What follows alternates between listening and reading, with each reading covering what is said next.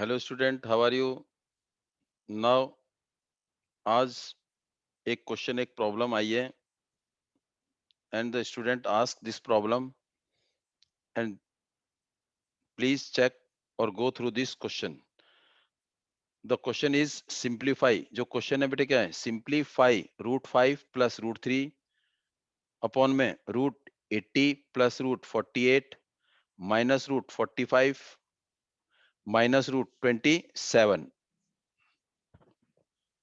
इसे सिंप्लीफाई करेंगे and the solution is, सबसे पहले जो √80 है उसको सिंप्लीफाई करेंगे, फिर √48 को, फिर √45 को, √27 को. क्वेश्चन मेरे पास √5 प्लस √3 अपॉन में √80.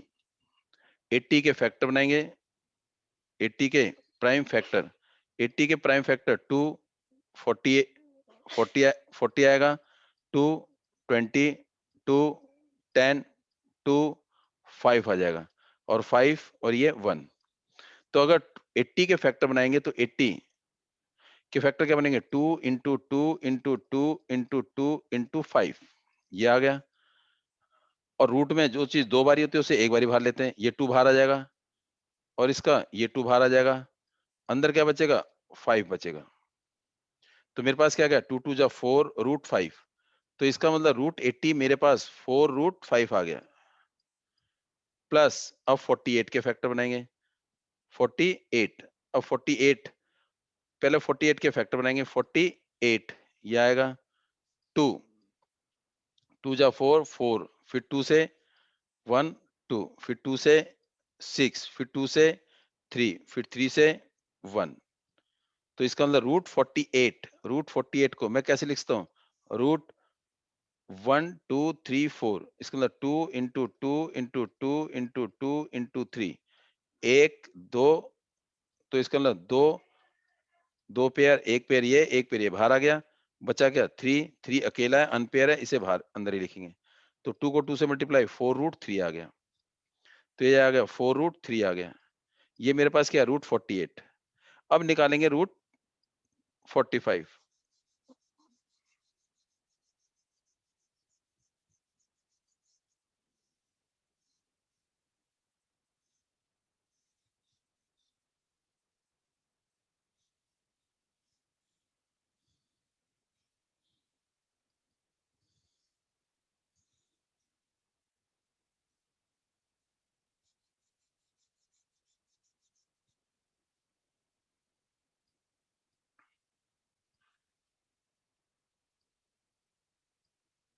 √45, 45 के फैक्टर बनाएंगे. 45, ये मेरे पास क्या आ गया? 5 9, फिर 3 3, फिर 3 1. तो मेरे पास क्या आएगा? 45 रूट में तो क्या लिखेंगे?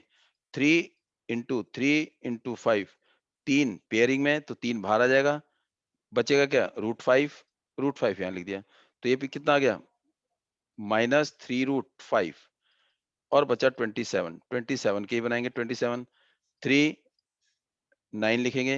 3 की टेबल 9 में 3 टाइम, 3 1 जा 3. तो 27 इज इक्वल टू रूट में 3 इंटू 3 इंटू 3. तो पेयर कितने? एक ही है, तो ये बाहर आ जाएगा 3, और √3 अंदर, ये आ गया 3 √3 -3 √3. ये हमने क्या कर दिया? जो रूट के अंदर वैल्यूज थी उसको सिंप्लीफाई कर दिया.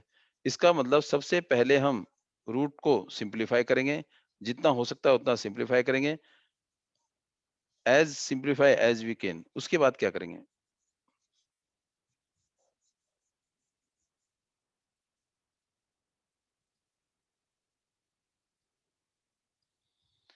ये मेरे पास क्वेश्चन आ गया. अब ऊपर वाले सेम लिखेंगे. √5 प्लस √3 अपॉन में 4 √5 और 3 √5 दोनों एक साथ, 4 √5 माइनस 3 √5 एक साथ लिख दिया लाइक टर्म. और क्या बचा? 4 √3 बचा, प्लस 4 √3, और ये क्या बचा? -3 √3. फिर मेरे पास क्या बचा? ऊपर वाला सेम, √5 प्लस √3 अपॉन में, ये क्या है? 4 √5, ये 3 √5. तो 4 √5 में से 3 √5 माइनस करेंगे तो क्या आएगा? √5 आ जाएगा. देखो 4 में से किसको माइनस करेंगे? 3। √5 तो सेम है, 4 में से 3 को माइनस कर दो, 1 बचेगा। 1 √5 और ये 1 लिखने की जरूरत नहीं है।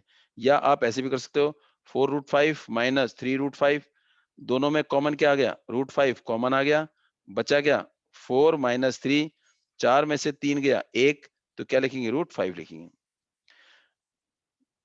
अब देखो यहाँ पर क्या है? √3 कितने हैं? 4, इसमें √3 कितने हैं? 3, तो 4 में से 3 को क्या कर देंगे? माइनस, तो क्या आएगा? √3 1 बचेगा।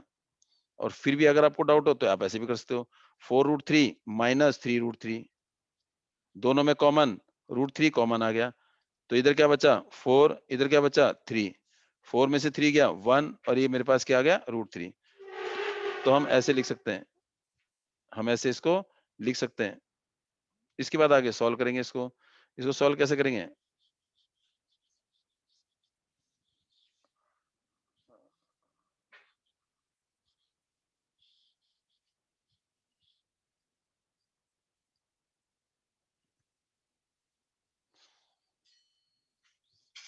इसको क्या करेंगे? रेशनलाइज करेंगे। क्या लगेंगे?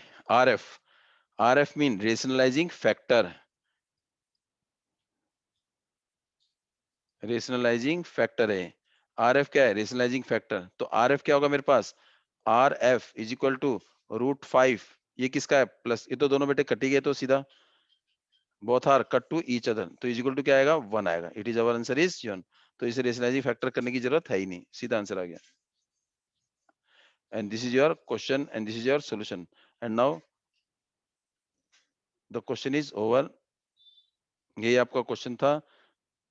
अगर कोई और डाउट हो तो you can ask me. And now thanks.